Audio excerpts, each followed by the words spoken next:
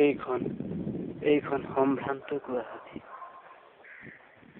আপোনালোকে মোৰ মোবাইলৰ পৰ্দাত দেখি আছে এইখন সম্ভ্ৰান্ত গুৱাহাটী। মোৰ ঘৰৰ ভিতৰত এতিয়া এককাল পানী। দেখিব মাথো গুল্লেৰা, শুকান গু,